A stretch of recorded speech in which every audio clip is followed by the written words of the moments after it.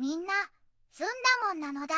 今日も元気いっぱい、世界のニュースをお届けするのだ。今日みんなと一緒に見ていく国は、パレスチナ、なのだ。実はね、パレスチナには、とっても意外な豆知識があるのだ。みんな、聞いてほしいのだ。パレスチナでは、あの夏の風物詩、フルーツのスイカが、自分たちのアイデンティティを示すための特別なシンボルとして使われることがあるのだよ。なんでかっていうと、スイカが旗と同じ赤、黒、白、緑の色をしているから、旗を掲げられない時に代わりにスイカを掲げたのが始まりらしいのだ。面白いのだ。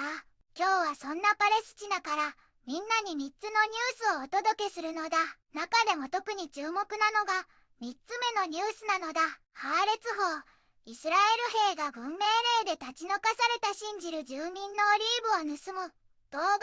ていう、なんだかとっても心痛むお話なのだ。イスラエル軍がパレスチナのシンジェル村で農民さんたちを土地から追い出して大切なオリーブを盗んでしまったらしいのだよ。軍は軍事閉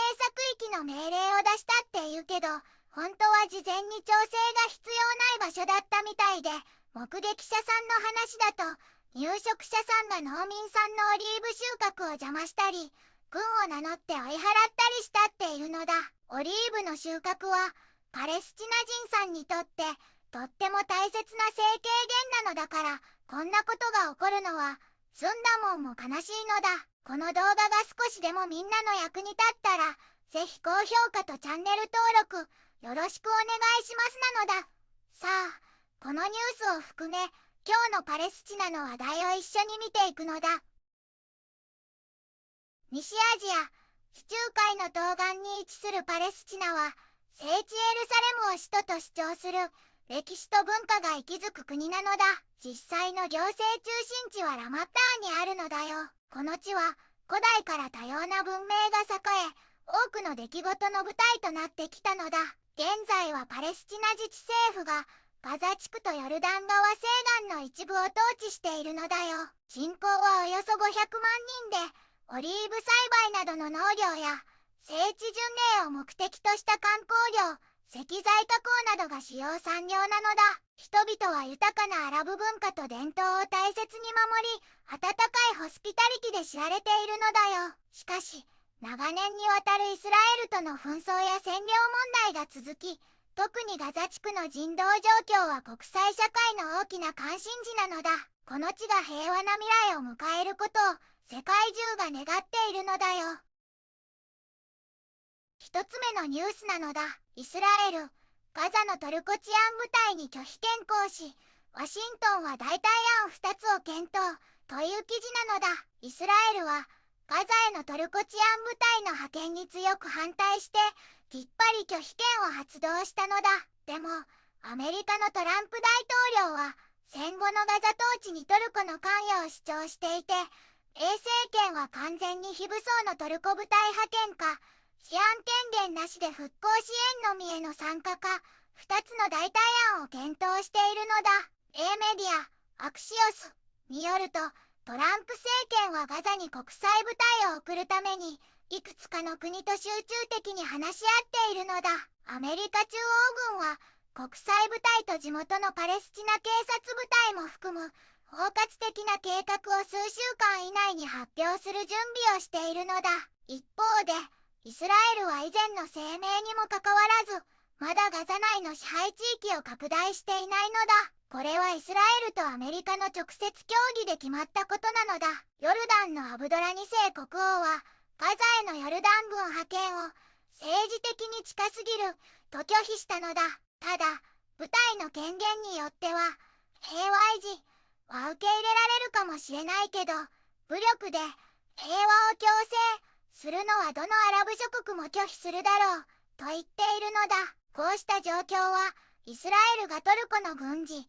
治安的な関与を全く認めないのに、アメリカは将来の地域支援を確保するため、何らかの形でトルコを巻き込もうとしている中で、戦後のガザの治安や行政の在り方を決める国際的な努力が続いていることを示しているのだ。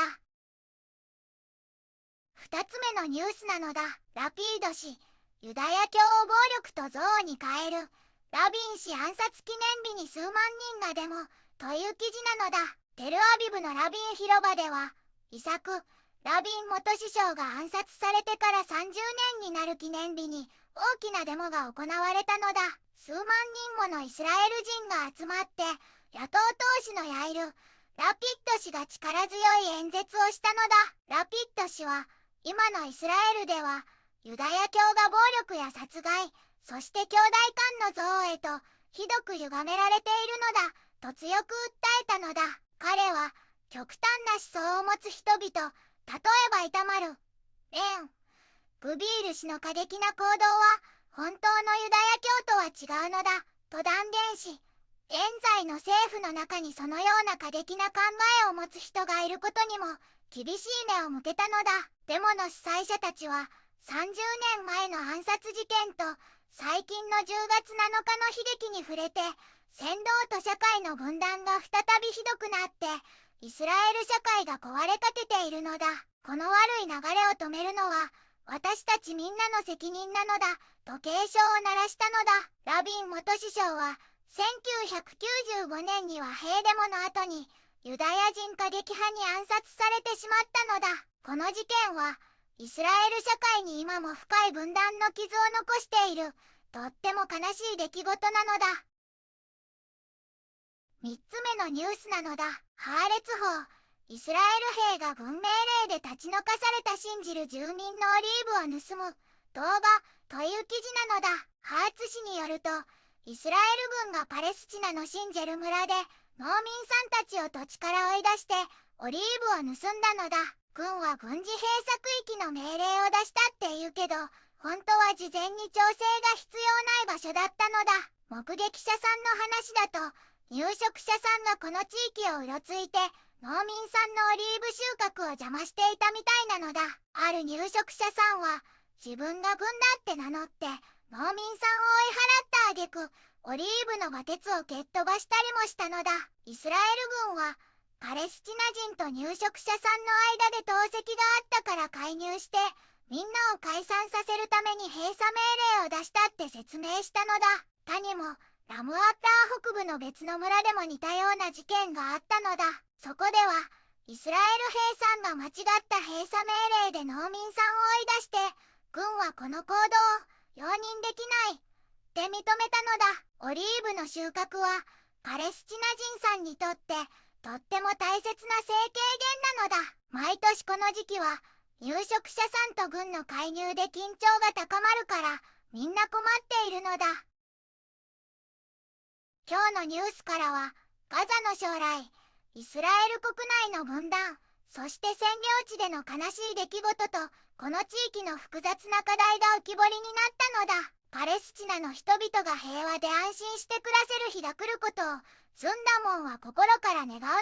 国際社会の理解と努力がこの地に希望をもたらすことにつながるのだ。